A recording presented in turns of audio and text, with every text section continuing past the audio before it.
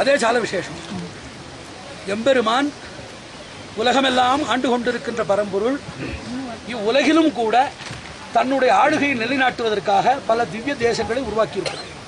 திவ்ய தேசங்களுடைய நோக்கம் என்னவென்று சொன்னால், எம்பெருமான் உயர்வர உயர்நலம் உடையவனாகினாலையும் அவனை சார்ந்திருக்கின்ற நம் போன்றவர்கள் எல்லாம் எல்லையில்லாத பாபப் பிழம்பாய் இருந்து இருள்தருமாயாலத்திலே இழிந்து கிடப்பவர்களாகினாலையும் இந்த இரண்டையும் சரி செய்து இயல்பை உண்டாக்குவதற்காக நம்மோடு ஒத்தவனாய் நம்மை அண்டி இருப்பவனை போன்ற ஒரு நடிப்பில் இங்கு ஒரு கோவிலை அமைத்துக் கொண்டு நம்மை எல்லாம் கடைத்தேற்றிக் கொண்டிருக்கிறான். நம்முடைய பரம்பரையில அர்ச்சையிலே பரத்துவம் காணுதல், திவ்ய கஷேத்திரம், திவ்யமங்கள விக்கிரகமாயிருக்கின்ற அர்ச்சை, அதிலே செய்யப்படுகின்ற கைங்கரியம் அல்லது சேவை, வழுவிலா அடிமை, இந்த மூன்று தான் வைஷ்ணவர்களுக்கு குறிக்கோள். உள்ளத்தில் தான் கோவில் இருக்கிறது, எங்கு பார்த்தாலும் இறைவன் இருக்கிறான் என்றாலும் கூட அளப்பரிய கருணையினாலே எம்பெருமான் உள்ளத்தில் இருப்பது மிக ஆழத்திலே இருப்பதனாலேயும் மக்களாலே எதை தெரிந்து கொள்ள முடியாது? மிகவும் நுண்ணிய ஒரு பொருளை தெரிந்து கொள்ள முடியாது. எறும்பினுடைய வாய் அளவு தெரியுமா? மிகவும் நுண்ணிய பொருளை தெரிந்து கொள்ள முடியாது. மிகவும் பெரிய பொருளை நம்மால் தெரிந்து கொள்ள முடியாது. பெரியதற்கும் மிகவும் சிறியதற்கும் இடைப்பட்ட ஒரு வடிவத்தில் வருகிறான். அதற்குத்தான் கிராஹ்யம் என்று பெயர். உள்ளத்திலே இருக்கின்ற எம்பெருமான் மிகவும் நுண்ணியவன். வெளியில எல்லா இடங்களிலும் பறந்திருக்கின்ற பெருமான் மிகவும் பெரியவன். மிகவும் பெரிய பொருளையும் கைப்பிடிக்க முடியாது, மிகவும் சிறு பொருளையும் கைப்பிடிக்க முடியாது. ஆகையில் பண்பால் பெரியவனாய், அன்பாலே பெரியவனாய், பெருமையாலே பெரியவனாய் இருந்து பார்வைக்கு சிறியவனாய், எடுப்பார்கை பிள்ளையாய், தொட்டு குழந்தையாய் நாம் எல்லாம் நினைத்தபடி நடத்துவதற்கேற்ப பல வடிவங்களை மேற்கொண்டிருக்கிறான். எம்பெருமானுடைய திருநோக்கு சங்கல்பம் என்பார்கள். திருவுள்ளம், அவருடைய திருவுள்ளம், திருநோக்கு என்பதை சங்கல்பம் என்று சொல்வார்கள் வடமொழியில். இது என்னவென்பதை தெரிந்து கொள்ள வேண்டும். எம்பெருமானாருடைய சம்பிரதாயத்தில் தான் எம்பெருமானுடைய திருவுள்ளம் என்னவென்பது தெளிவாக தெரியும். அதில் சொல்லுவது என்னவென்றால், எப்படி தாயினுடைய முலை உண்ணாதிருக்கின்ற பிள்ளை அழுது ஏங்கி இழைத்திருக்குமோ, அதுபோல் எத்தனை பட்டாடை அணிவித்தாலும் அடிகடன் அறிவித்து வெள்ளி தொட்டிலிட்டு சீராட்டினாலும் தாய் முலையினுடைய பாலுண்ணாத குழவி அழுதேங்கி இழைத்து போமா போலே எத்தனை உற்சவங்கள் எல்லாம் நடத்தி உலகே வந்து கொண்டாடினாலும் இன்றைக்கு 80 நாடுகளிலிருந்து மக்கள் இங்கு வந்து குவிந்திருக்கிறார்கள்.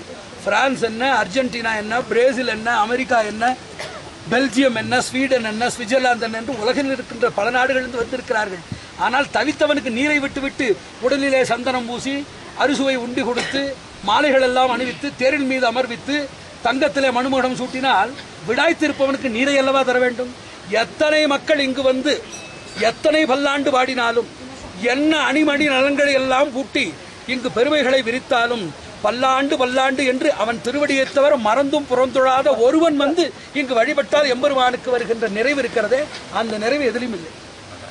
ஆகினாலே திவ்ய தேச யாத்திரை எதற்காக செல்ல வேண்டும் என்று கேட்டால் பலர் சொல்வார்கள், அங்கிருக்கின்ற எம்பெருமானை சேவித்து சத்தை பெறுவதற்காக என்று.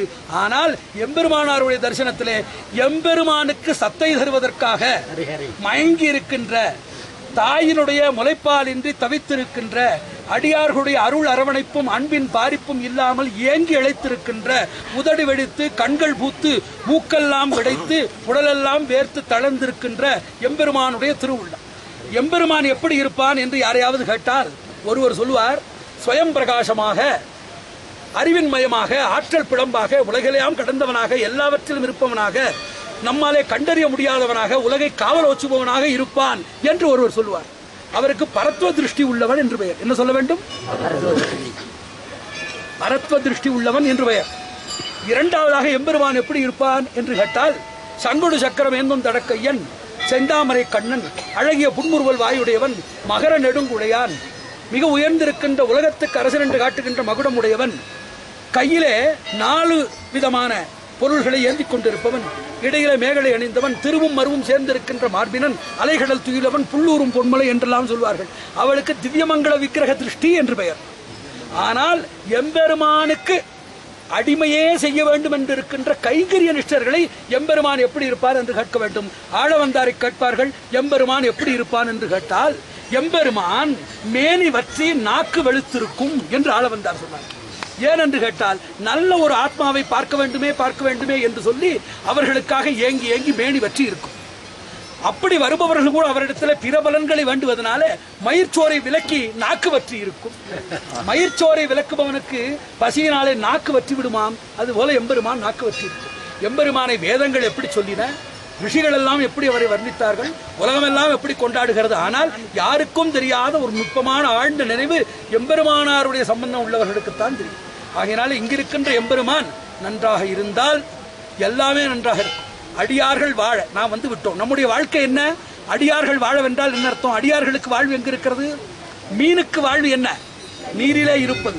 அடியார்கள் வாழ என்று சொன்னால் அடியார்கள் திவ்ய திருத்தலங்களை சேவித்தும் மங்களாசாசனம் பண்ணியும் அந்த நினைவோடும் வாழ்வதுதான் அடியார்களுக்கு வாழ்வு. அப்படி இவர்கள் வாழ்ந்தால் அரங்கநகர் வாழும். அரங்கநகர் வாழ்ந்தால் சடகோபன் தண்டமிழ் நூல் வாழும். கடல் சூழ்ந்த மண்ணுலகம் வாழும். மணவாள மாமுனிகள் வாழ வேண்டும் என்று பெரியவர்கள் சொல்வதை பார்க்கிறோம். அதனாலே நம்முடைய கடன் என்னவென்றால், இங்கு தேடி வந்து நோய்வாய்ப்பட்டிருப்பவர்களை தேடி வந்து பார்ப்பது போல, வெகு காலமாக பார்க்காதிருந்த குழந்தையை தேடி சென்று பார்ப்பது போல, தொலைவில் வெகு காலத்திற்கு முன்பு தொடர்பு இழந்துவிட்ட பிள்ளையை அணுகிச் செல்வதற்கு அரவணைப்பதற்கு முனைந்து செல்வதைப் போல நம்முடைய தொலைவில் இருக்கின்ற குழந்தை, நம்மை விட்டுவிட்டு தொடர்பற்றிருக்கின்ற பெருமான் நம்மை எல்லாம் காணவில்லை என்று திருமங்கை ஆழ்வாருடைய இன் தமிழினாலே உயிரூட்டப்பட்டிருக்கின்ற பெருமான் அந்த தமிழையும் தமிழ் ஓதுகின்ற அந்தணர்களையும் அரவணை துயிலுகின்ற எம்பெருமானை ஏற்றுகின்ற அடியார் பெருமக்களையும் காணாமல் தவித்திருக்கின்ற தவிப்பை நீக்குவதற்கு அங்கிருந்து இங்கு வந்திருக்கிறோம் என்று எண்ணுவதுதான் சரியான முறை. ஆக எம்பெருமானை மங்களாசாசனம் பண்ணுவதனாலே கோயில் வளரும், குடி வளரும், நாடு வளரும், நலம் பெருகும், அறம் ஓங்கும், அமைதி உண்டாகும். நாம் செய்வதனாலே வாழ இவ்வுலகம் பெய்திடாய் நாங்களும் மார்கழி நீராட என்பது போல உலகமெல்லாம் வாழ வேண்டும் என்பது வைணவனுடைய பொது நோக்கு. அதற்கு அடிப்படையாக எனக்காக செய்ய வேண்டும். அதாவது ஒரு சிலர் வரும்பொழுது அவர்களுக்காக ஏதாவது செய்ய சொன்னால் செய்ய மாட்டார்கள். அது எனக்காக செய்ய என்று சொன்னால் செய்வார்கள். அதை அவர்களுக்கு பகிர்ந்து கொடுக்கலாம். ஒரு அமைப்பில பார்த்தால் இவர்களுக்காக பால் காய்ச்சி கொடுக்கும் என்று சொன்னால் வருபவர்களுக்கு இதே வேலை என்று சொல்லி முனகக்கூடும்.